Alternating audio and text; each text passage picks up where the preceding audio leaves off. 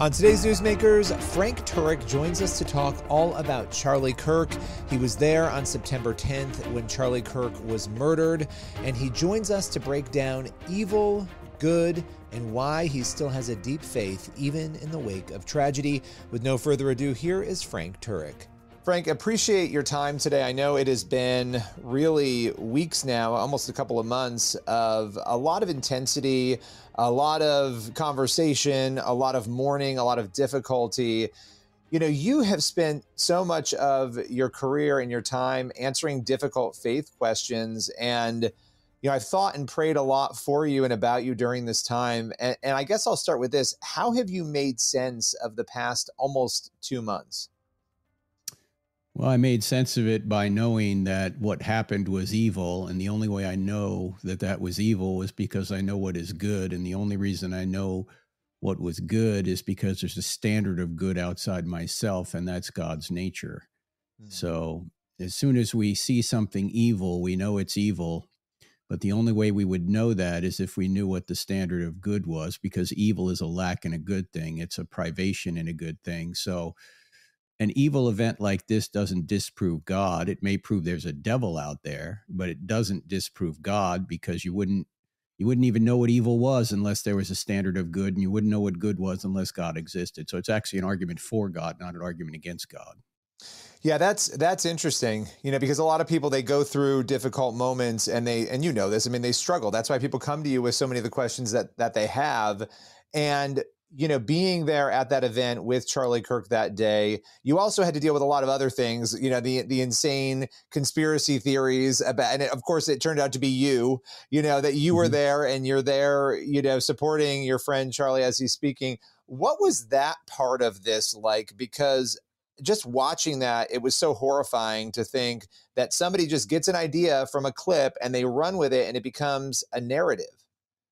Well, first of all, I didn't even know about it for the first 36 hours because we were in our own little bubble with the family and, you know, at the hotel and with JD Vance and Air Force Two and all that. We weren't even aware of all of that chatter going on.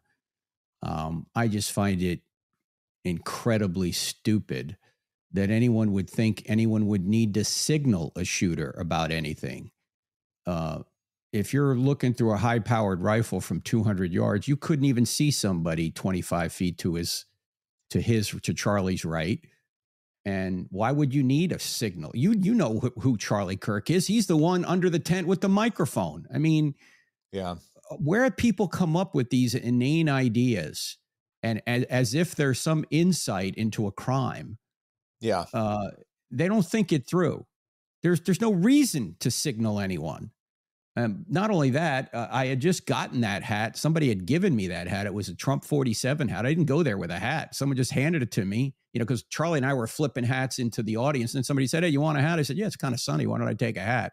So I was just adjusting the hat as if I'm signaling somebody to steal second base. You know, people think, what kind of sense does any of this make? It makes no sense at all. Well, it's about people, I think, having some sort of ability or power in their own mind to solve something, you know, and I think, honestly, if you look at the culture, the true crime obsession, the social media obsession, it's actually really troubling that this is the place that we're at now, right? That everybody has to be an expert and solve every single thing when real people are dealing with real emotional issues and horrific events that they've had to watch and process. So I was curious about that just because watching that was very difficult from the outside. I can't imagine what it's been like to, I mean, even broader than that. I mean, how do you make sense as a Christian watching other Christians spread conspiracy theories and idea like what you were saying, but other things? I'm not even going to get into the specifics of it. What has that been like for you to watch and experience? Well, you're probably talking about Candace Owens. And, you know, I have not followed Candace Owens closely. I know she was a good friend of Charlie years ago. In fact, when I first met Charlie, I said, you know, tell me a little bit about your ministry, you know, like your what you do and, you know, who have you mentored? He mentioned Candace Owens. And Charlie would never speak ill of anybody privately. unless he spoke to that person first and tried to correct them. So Charlie never said anything bad about Candace or anything, but I just find this idea that she's making all these suggestions without evidence very painful for people. It's okay to suggest, well, maybe this, maybe that, but as soon as you start launching accusations, TPUSA betrayed, so him portrayed Charlie. I had a dream that Charlie told me this. That's not evidence. I mean, maybe she's right. It could be. Anything's possible, but not everything has evidence behind them. And what people don't seem to understand, and this is why I had my friend Detective J. Warner Wallace on my podcast 2 weeks after Charlie's martyrdom. People don't understand how prosecution works, how murder cases work. The prosecution rarely tells you anything they have, much less everything they have.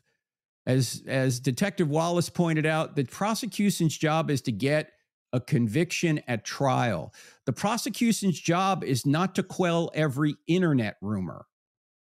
They can't do that. They'd be jeopardizing their case, and they'd be jeopardizing a jury if they jumped in on every possible rumor that was going around. They base their prosecution on evidence. And the conspiracy theory about me, okay, they looked at it because they asked me a question. The FBI called me up and asked me the question. I said, it's nonsense. That was it. And the reason they have to do that in a trial is because a defense attorney is going to say, well, did you check into this? And did you check into that? And so then the prosecution could say, yeah, we checked into it. It went nowhere. That's not what happened. Now, it's fine for Candace to say, well, look at this and look at that. And this could be true and that could be true. But as soon as you cross the line and start saying so-and-so's guilty or suggesting strongly so-and-so's guilty, when you don't have the evidence, that's causing dissension among the brothers. And that's something the Lord hates. There's people who have enough pain in their lives. You don't need to add pain when people are going through this. And apparently she said that I was the only one who was genuine in his. Look, I haven't watched everything. I've just been told about it.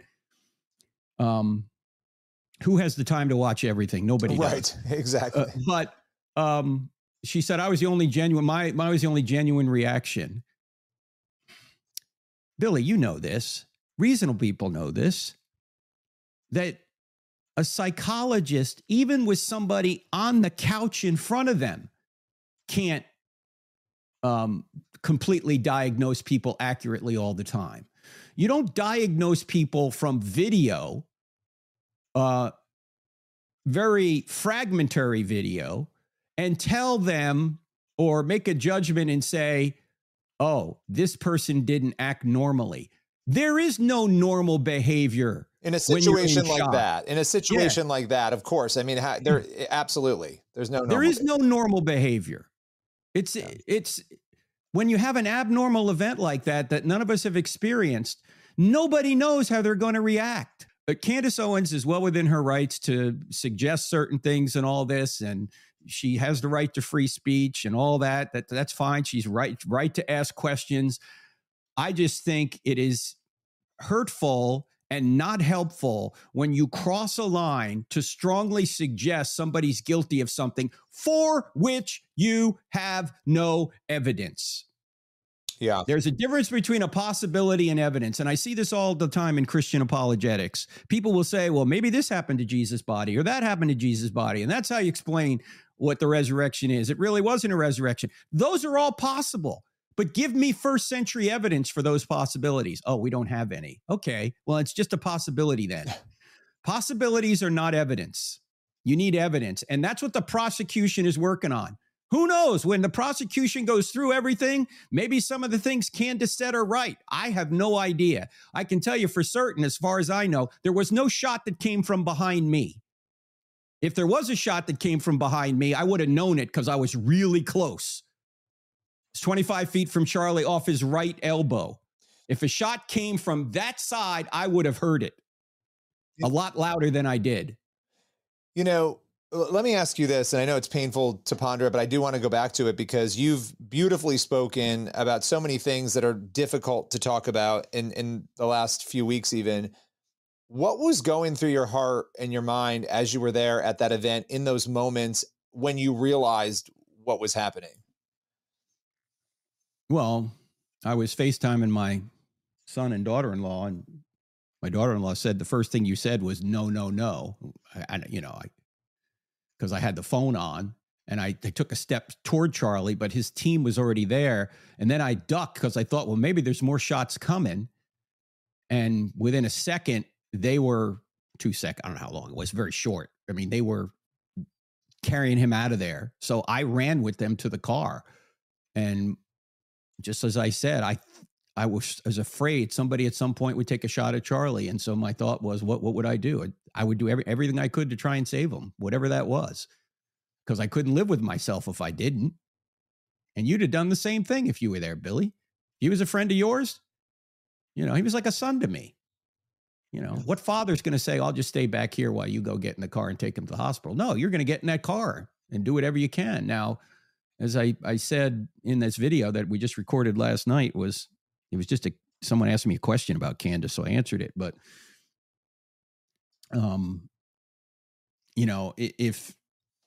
if this thing had to happen in the sense it was going to happen, I wanted to be there because at least I know now that there's nothing I could have done. Right. I mean, he was gone when we got him in the car. And you described seeing that and knowing that. And in what ways, if any, has this challenged you spiritually? It just further cements my belief that evil exists and therefore God exists. I know God can bring good from evil. He does it all the time. We've seen it even since Charlie's death. Not that if I couldn't go back and change things, I would. But the revival you're talking, the revival, the outpouring, that what we've seen spiritually since then. Yeah, Charlie's looking down, going, "Well, that was worth it." I mean, if we were to say, Charlie, 100 people would come to faith if you gave yourself as a martyr, he'd go, "Sign me up. That's what my life was about anyway." Right. But it's been a lot more than that. Now, of course, he wouldn't want to leave Eric and the kids, but he knows that in the long run, that good things can come from evil things and that God can work everything together for good to those that love God and are called according to his purpose.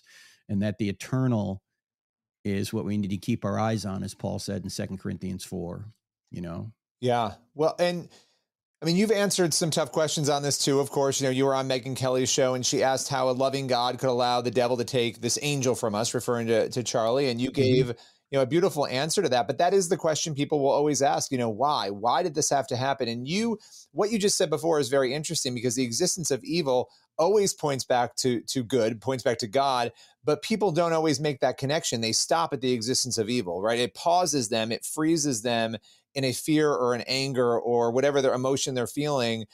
Can you talk a little bit more about that answer that you gave Megyn Kelly? Because other people are going to watch this right now and maybe they didn't hear that response you gave and they are struggling with the same thing. How would a loving God allow this to happen? How would a loving God allow Jesus to be killed? He's the only truly innocent person in history, and yet he was brutally murdered. Yet the most good came out of that evil than any other evil, the salvation of billions of people. Because an infinitely just God can't allow sin to go unpunished. If he allows sin to go unpunished, he's not infinitely just. But he doesn't want to punish us because he's also infinitely loving. So in order for him to remain just, he has to punish an innocent substitute in our place. And where can he find an innocent substitute? Not in any one of us. We're all sinners. The only place he can find an innocent substitute is in himself. So he adds humanity to his deity, comes to earth, and allows the creatures that rebelled against him to torture and kill him so he could take our punishment upon himself. And therefore, by trusting in him, we not only are forgiven, we are given his righteousness. And that's why Paul says in Romans 3:26, God remains just and is the justifier of the one who has faith in Jesus. That's why I said at the memorial, do you want justice from an infinitely just God? Because there's only two things you can get in the afterlife. You can get justice or you can get grace. I don't want justice. If I got justice, I'd be toast. I want grace. And that's what Jesus gives us. He gives us grace. So evil does not disprove God. It may prove there's a devil out there, but it doesn't disprove God. It shows God does exist, and he can bring good from evil. And of course, God allows evil because he allows free will, and he allows free will because that's the only way you can allow love to take place. We're not a robot world. We're a world where our choices make a real difference, whether for good or for evil. What do you think? I mean, there's also been so much conversation about Charlie, right? He was like a son to you. You were incredibly close. And watching people say different things about what Charlie believed, was he changing his opinion on Israel? There's all of these things that are out there. What do you think are the biggest misconceptions about Charlie in general? Well, he certainly wasn't changing his view on Israel because we had a meeting the day before he was murdered with 2 people in Israel and a guy living here via Zoom. And the whole premise of the meeting was how Charlie wanted to know, how could I better answer questions from college kids on the Israel-Hamas situation? I mean, Charlie was frustrated that some people thought that he had to agree with everything the Israeli government did. Otherwise, he was somehow anti-Semitic. I agree that that's a frustration because even if you agree that the Bible says you ought to bless, the descendants of Abraham, you ought to bless Israel. Bless doesn't mean you agree with people on everything. Right. If you want to bless your kid, you don't agree with your kid on everything. You tell them the truth and correct them. In fact, that's what love is. Love doesn't mean approval. Love means seeking what's best for the other person according to the will of God. And that requires correction quite a bit. So Charlie was frustrated that some people were saying he's an anti-Semite if he doesn't agree with Israel on everything.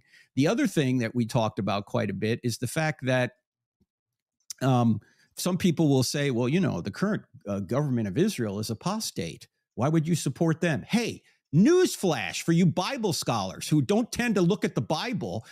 The entire government of Israel in the Bible was apostate. Right. Every single king from the northern kingdom was evil, and only a handful from Judah were following Yahweh. And what did God do? He judged them over and over again.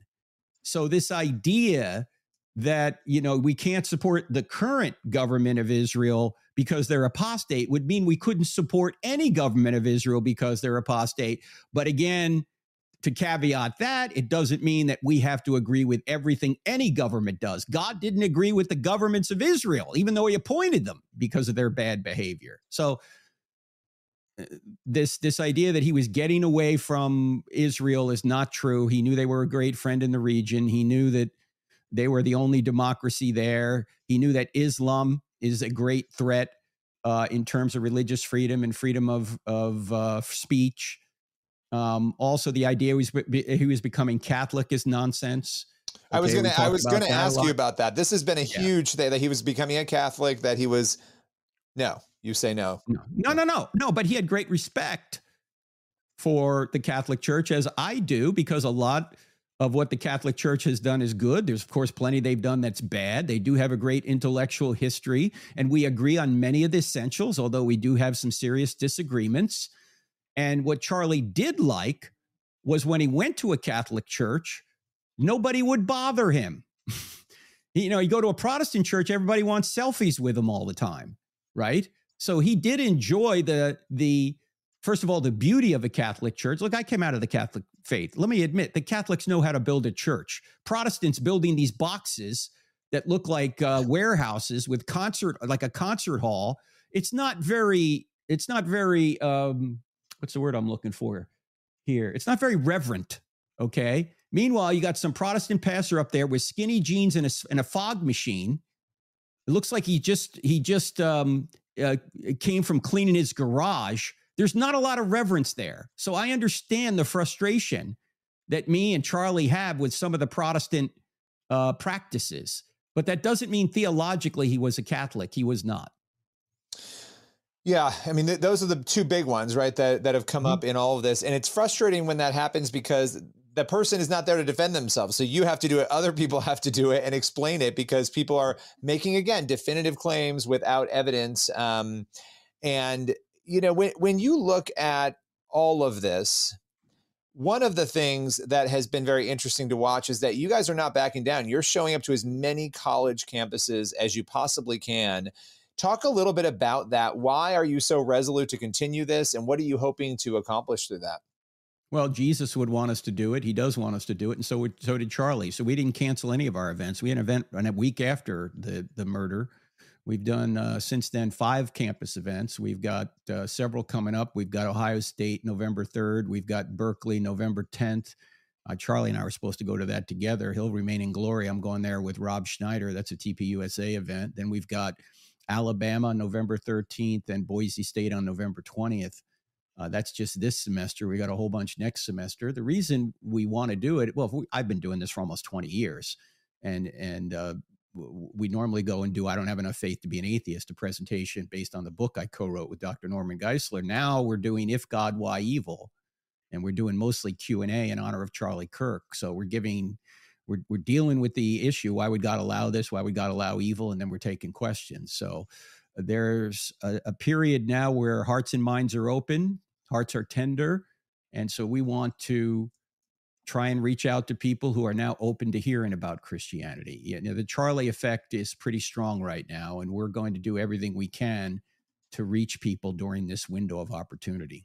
I love that. I love that. And, you know, last question for you, but when you think about Charlie's legacy long-term, you know, a lot of people knew him for politics. They didn't understand fully that what faith meant to him. Many people did, but some people didn't, right? They associated him with politics only. And yet in his death, and I noticed this a couple of years before, really how much he had pivoted in, it felt, and really it was amazing to watch some of those events he would do in Arizona, you know, the faith events he would do once a month. Really incredible to see that. What do you think his legacy is? Because it feels, I mean, from a revival standpoint, pretty incredible right now.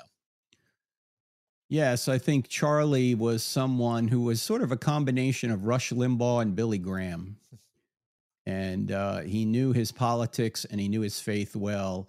But what motivated his politics was his faith. He wasn't a conservative because he was a conservative first. He was a conservative because he was a Christian first. And conservative means we conserve what we know is true, right, and beautiful. And that's what he was fighting for in the public square. But his first love, of course, is Jesus. That's what was motivating him. In fact, a month before he died, in an interview, he said, politics is peanuts compared to the gospel. It's important because it helps us take care of people. We're supposed to love people. And it also helps us have religious freedom so we can preach the gospel. I mean, when people say, I just preach the gospel, I don't get involved in politics, I say, I guess you don't think the gospel is very important then, because politics affects your ability to preach and live the gospel. If you don't think so, go to North Korea and try and preach the gospel. There's no First Baptist Church of Riyadh. There's no Calvary Chapel of Tehran. Why? Because politically they don't allow it. So Charlie knew that. He said, politics is not our first priority, but it helps us do our first priority. And so he knew it was important to be politically engaged. So I think his legacy is already cemented as he's a martyr because he was killed for his faith. And you say, well, no, he was killed because he had certain political views. Why did he have those political views? Because of his faith, because he knew what the truth was. And he was out there trying to reach people with that in an open forum because he wanted people to know the truth and he wanted people to know Jesus. And he knew that in order to do that, he had to put himself in harm's way to a certain extent because you can't reach out to people protecting yourself with 100% security. In fact, when we got there on our way there that morning, I said to him, Charlie, I don't like this place. There's too many buildings. You know, he just shrugged it off because he knew that people were there and they wanted to hear what he had to say, and he wanted to try and convince them of the truth. And that's what a loving person does. It just frosts me to no end that people call him a fascist. I mean, it's exactly the opposite. How many fascists, Billy, do you know who offer their opponents the microphone and say, go ahead, make your case. Let me hear what you have to say. None. That would be none. Yeah, that doesn't happen. Yeah, it's the guy that murdered him that's the fascist. And many people on the left are like this. They're all about inclusion, tolerance, and diversity, which means exactly the opposite of what you think it means. It means if you don't agree with us, we won't include you. We won't tolerate you for holding diverse views. In fact, we may even murder you. Yeah. Now, of course, we can't say that of all leftists. Thankfully, most of them are not going to murder you. But this whole oppressor-oppressed worldview that has come up in recent years, this critical theory worldview, which says, regardless of your personal behavior, if you're in this certain category, you're an oppressor. That is motivating people to move to violence, because if you're an evil oppressor, you need to die. That's what many people think. That's not Christianity. Christianity is people are judged by their own personal behavior, not what identity group some leftist professor has stamped you with. Wow. I mean, there's so much more. We could do an hour, and I'll probably beg you to come back again soon, but there's a lot here. I appreciate you taking the time. You know, you do such incredible work. Where can people go to get more information on you and the great gospel work that you do? Yeah, it's crossexamine.org, cross-examine with a D on the end of it. We have a podcast called I Don't Have Enough Faith to Be an Atheist. It's on YouTube. Our YouTube channel is cross-examine, 2 words, or wherever you get podcasts. Of course, we have Instagram and all that. Just go to crossexamine.org. It'll be up there. Frank, appreciate you taking the time today. Thank you, Billy. Appreciate it. That's all for today's Newsmakers. Make sure you head on over to the CBN News YouTube channel and cbnnews.com for more of the news you need to read. We'll see you again tomorrow.